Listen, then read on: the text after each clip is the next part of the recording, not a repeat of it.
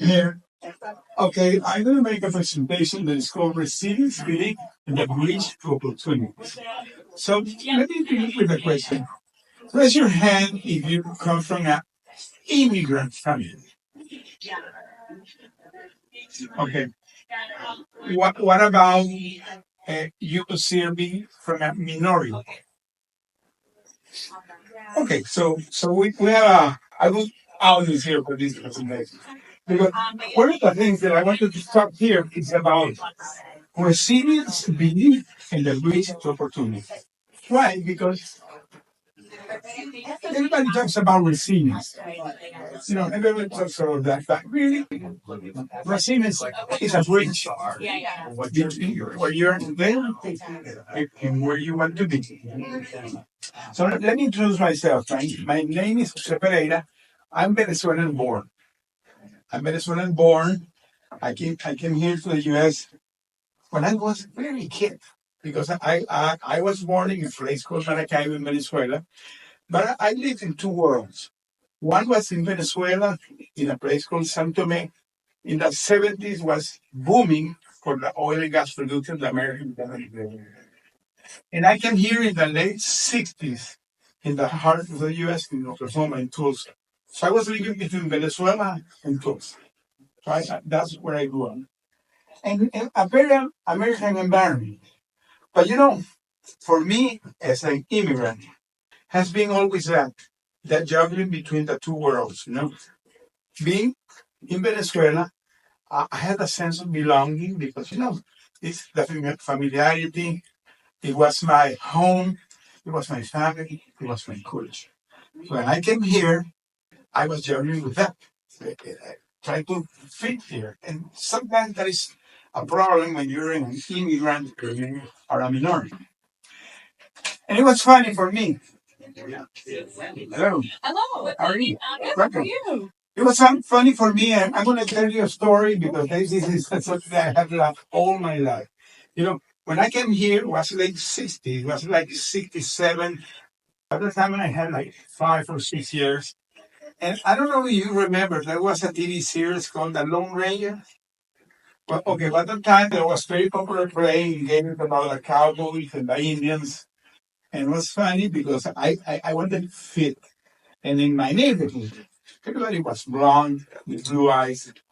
And I came there, and can you imagine the role I began to play? I began to be the Indian. Because my skin, my accent, it began to be different. But for me, to tell you the truth, I felt very proud because I was part of the team. I was belonging. And I did it with pride. And now that when I begin to grow up, I begin to think about, hey, why did I have to change? Because I said that I fit in the group, and I always thought if I could do that growing up, why the thing had to be different? And when you're a kid, you're not thinking of diversity. You're not thinking enough. You're doing your stuff and that's it. Now, when you begin to grow up, there becomes all this difference. And that's where that resilience starts. Because resilience has three pillars: the belief, the drive, and the most important, the faith. There's a bridge between where you are and you want to be. Always there's a bridge. And when you can cross that bridge, you begin to be resilient. And I can tell you, I have crossed that bridge many times in my life. I'm going to tell you my story. So, believe. Believe in yourself. Believe in your voice. Believe that it really matters. Believe in your dreams. It is so important to disappear. Drive. Drive is that fuel that it's like when you go to the gas station and you fuel the car that give you the fuel to no matter what is going in your life, no matter the odds, if they're against you, you keep going. So this is something that is the determination to do things. But the most important for me with the faith. I could survive my situation. I'm going to talk a little bit about that because of my faith. Because the faith is when you believe in something superior and you stick to it. And that made me survive. And I'm going to talk a little bit about my story and why it's so important that the resilience for me. So there is another bridge. Now we cross the first one, where you are and you want to be. But now comes another bridge that is your identity and your capacity. So there is that belief in what you worth and the belief in what is your ability.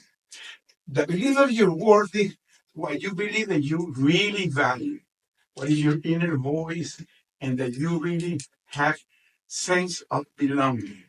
But the ability to how to navigate that, how to cross that bridge, it gives you capacity.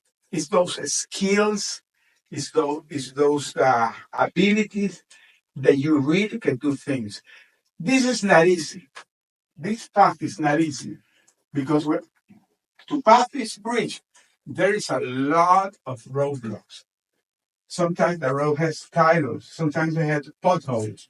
So it's a difficult to navigate. So here is very key, have a sense of community. Because maybe somebody has crossed the bridge and you're behind. And the person that crossed the bridge has to go back and give the hand and bring the people back. So that is important, the sense of community. Because resilience is not easy. A lot of people talk about resilience, but really, it's not easy. Being resilient is hard. And I'm going to say why.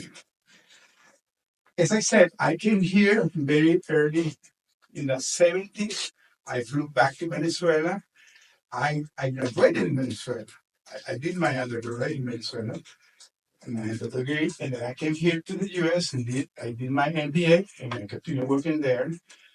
And being in Venezuela, I worked like 25 years in the oil and gas. And in the early 2012, I was assigned here to the US, not as a normal immigrant.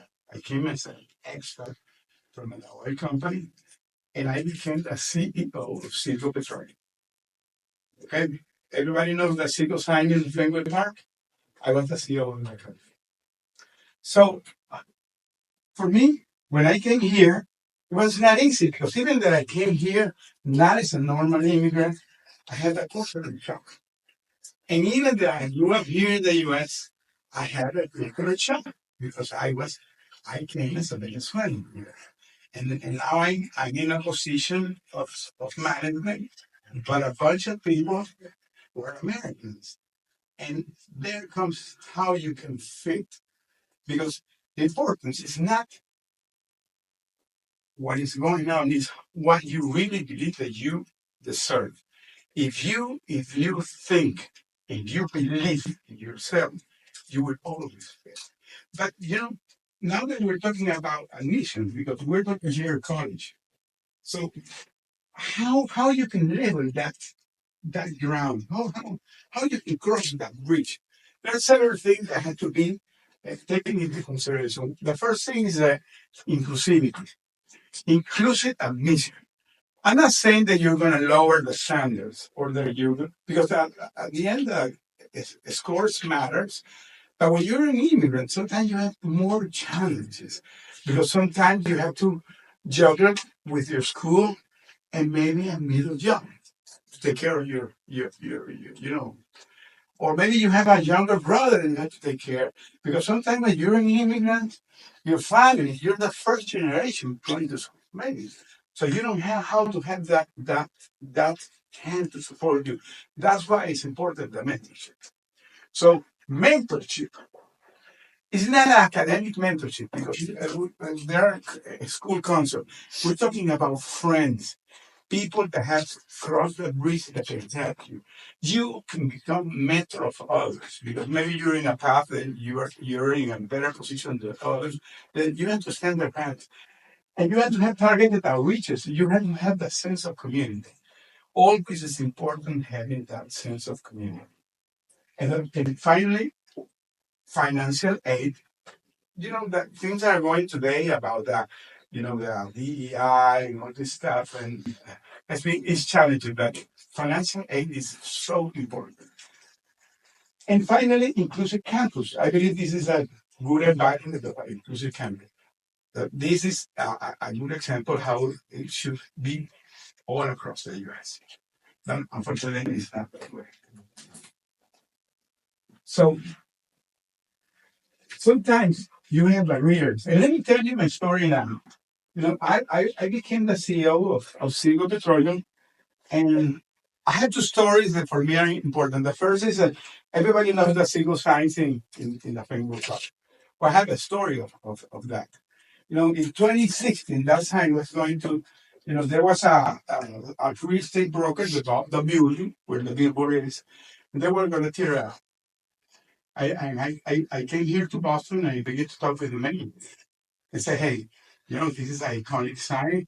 CITGO became, that sign was put in 1940s and we bought the company in 1980s. We, Venezuela, okay, bought that company in 1986.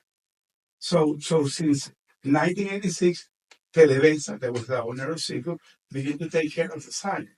So for us, it was key taking care of the sign. But was going something that was part of the thing that created all the situation where I was involved. That is that the first Trump administration had took in office, and they were having issues with the Venezuelan government. So that was in the middle of the fight that they were going to tear down the billboard. So I flew to Venezuela and I talked to the board of PDVSA and say, hey, you have to sign that, save that sign. So I came back.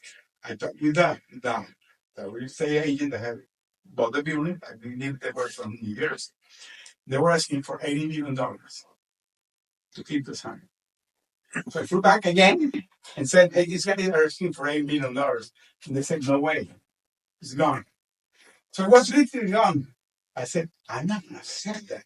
So I came back here to Boston and I talked to the mayor. And I said, hey, what can you do? Well, there was a guy that appeared. Always there are angels. There was a guy that appeared and created the campaign, Save the Sign. I don't know if you remember the campaign. They created the campaign and we supported the campaign. We never appeared, but we supported the campaign. So we have supported the campaign and the sign is there. So after we did that, in a couple of months after, I was so struggling with this situation that I told my wife, hey, mommy, I'm going to get retired. I'm sick of this thing. I had already 35 years in the company, and I was getting retired. And it became a Thanksgiving, November, and we were in a movie. Ready to get retired. And I received a phone call. They said you had to come tomorrow to Paris. There's a presentation you had to do here. We were revamping a refinery at the time. And I told her, I come tomorrow. Thanksgiving is 2 days after. Our kids are coming. I flew to make the presentation.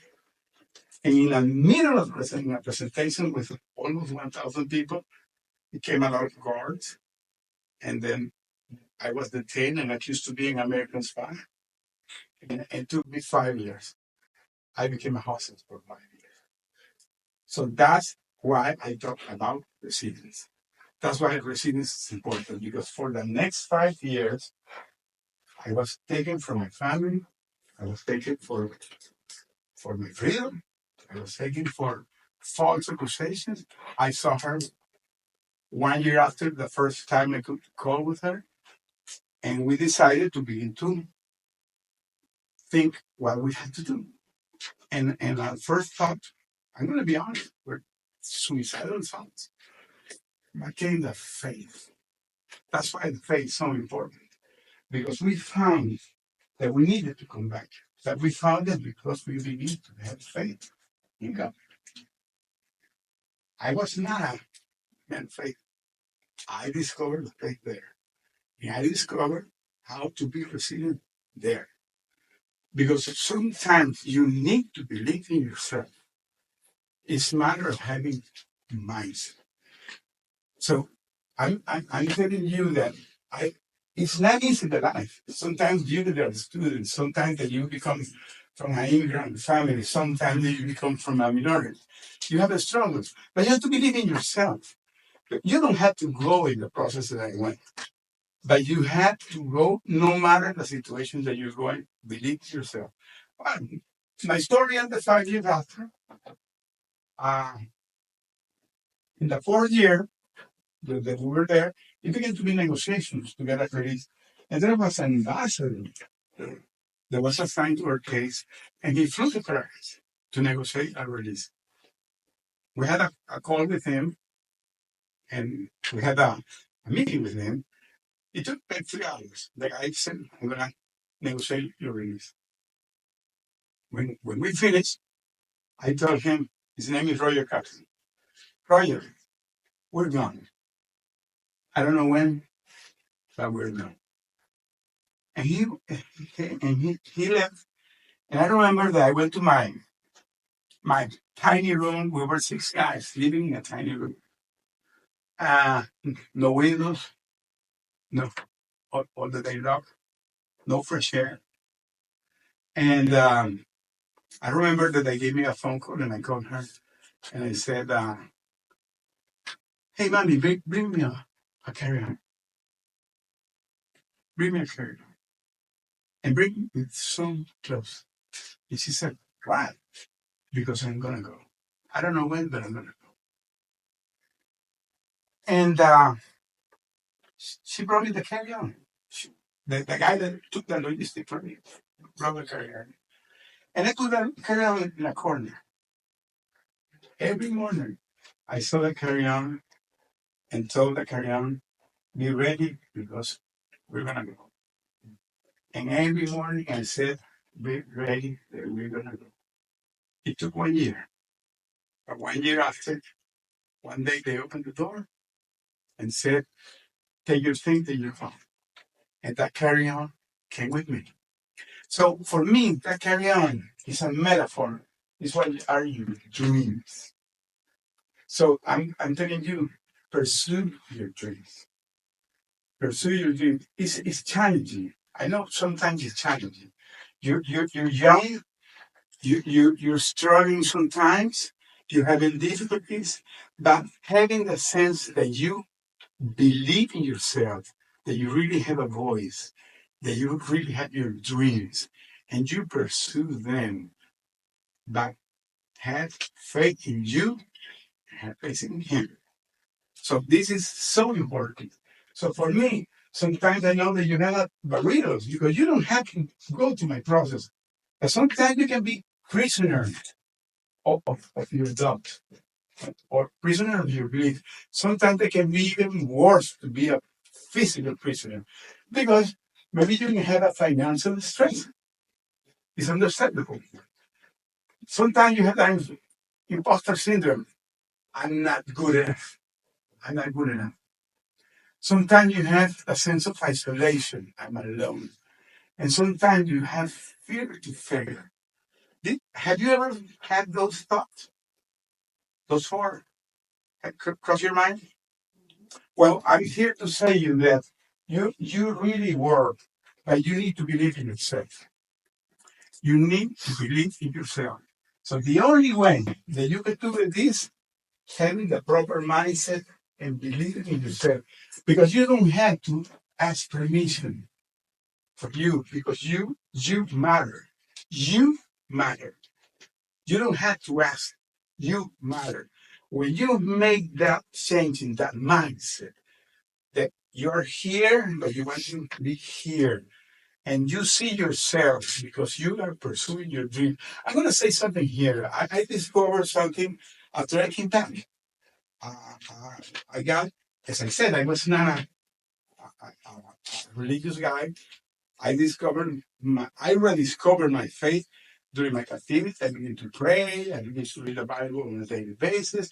And I began to discover how things in the Bible, you can see how people have gone through situations incredible. And they have survived it. But you know why?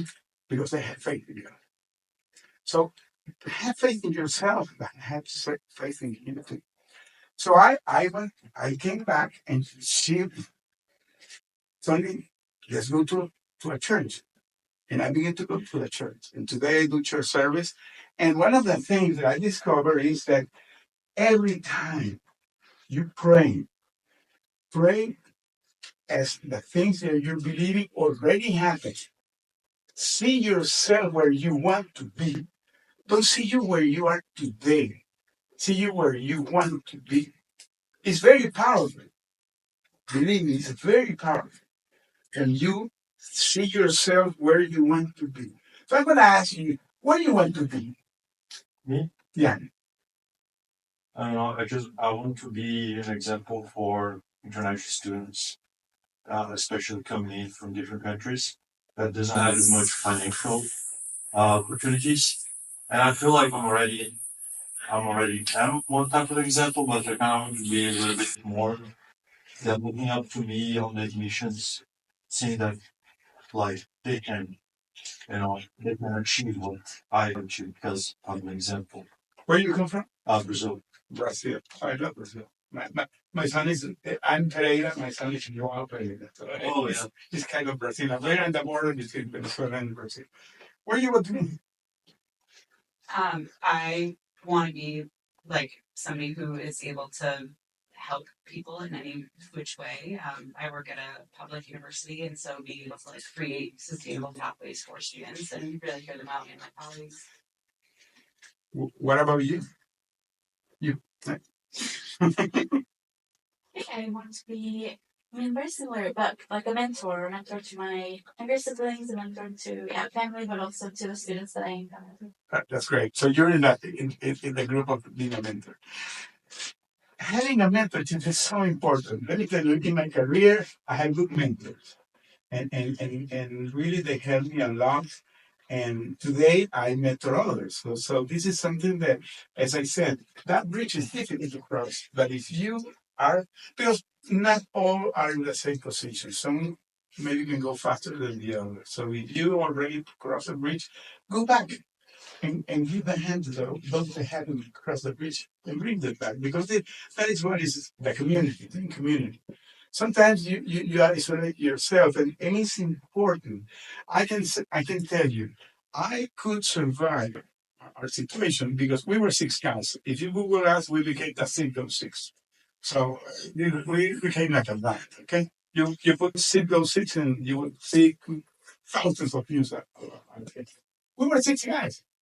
We were in a very tiny room, and one of the things that made us survive was being together.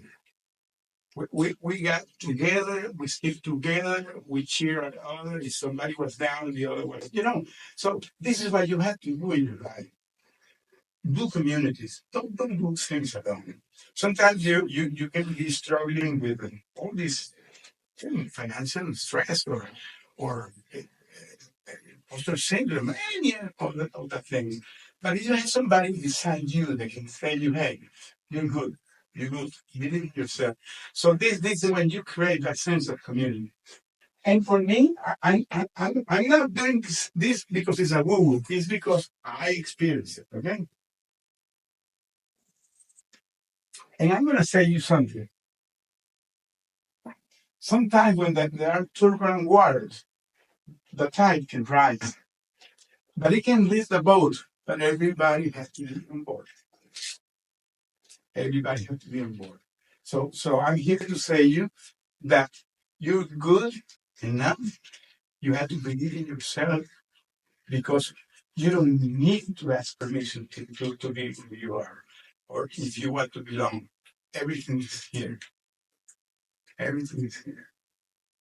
So if you believe in yourself and you have a proper mindset and you have a sense of community and you support each other, and if you have faith, it's important to have faith. The faith is key in all of this. I can tell you, I could survive because of the faith. Many people ask me how you made it, and I always say because I have faith. And of course, the support of her. And that made me, because one of the things that I did is that we began to cross letters, secret letters, during years. And when I came back, I found her, blew my mind. She had compiled those letters, and that became this book. So I wrote a book. It's called From Hero to Villain. So I wrote this book, and you see, this is the place where we were. It's called Daily Coil. These were our guards. They used masks. So it was a scary place, very scary. So you can find it in Ghana. It's in Keynote. It's very Keynote. What I want to say to you is that you need to believe in yourself. You need to. Resilience is something that is not. It's not a cliche, but you have to build that bridge. So you have to believe that you worth. You have to believe that you have the ability, you have the capacity, that you have the voice, that you can do it. You don't have to ask permission to nobody, but you have to need to support each other, and that is where you can and do this. Of course, it's needed system, because one of the big issues is there are some areas where those inclusive admission, inclusive campus are not so friendly, but not, it doesn't matter. Everything is inside you. Everything is inside you. Okay, so my final thoughts for you are that no matter what is happening in your life, no matter where you are today, always think where you want to be. Don't see yourself today. See where you want to be.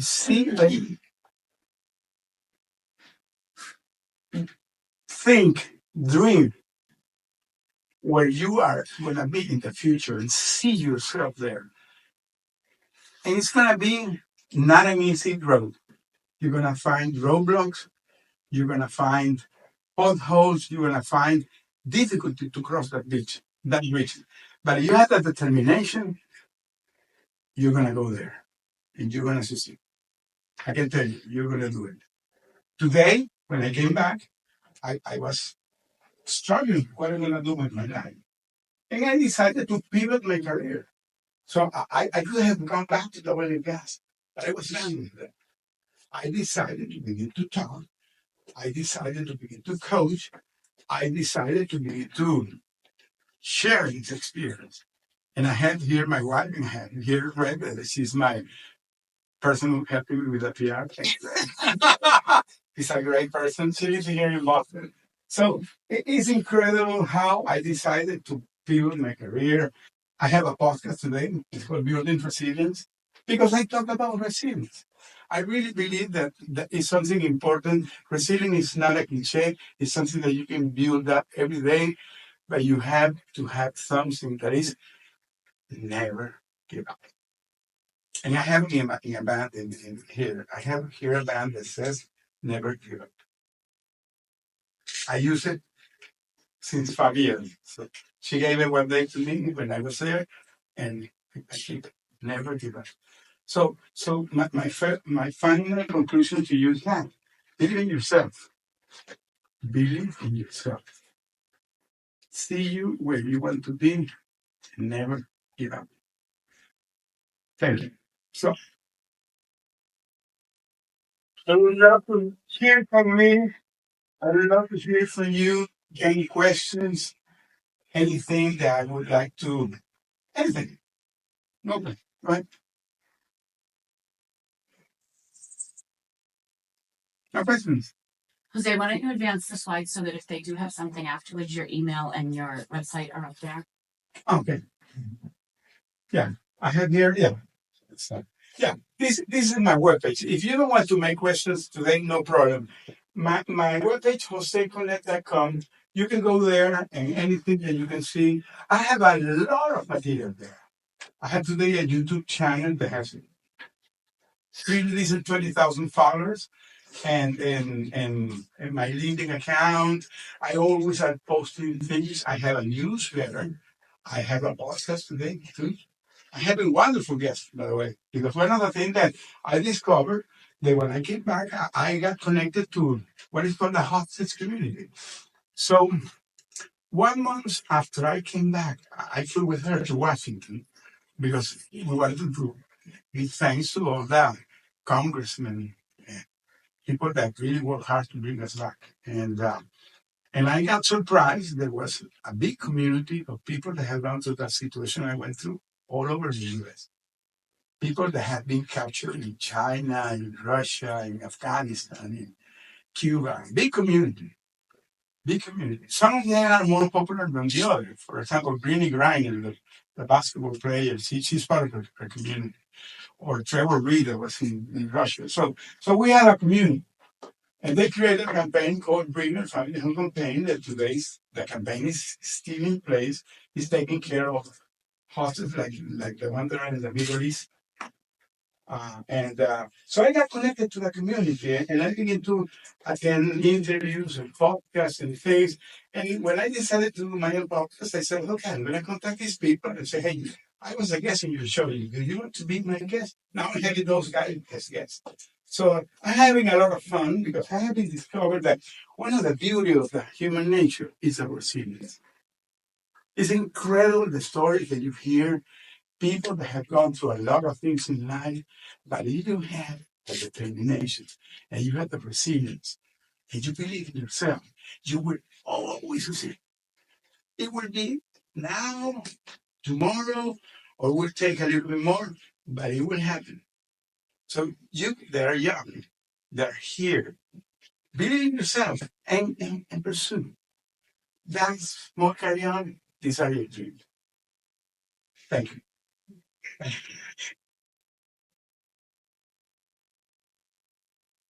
Jose Connect. You can go there. Okay.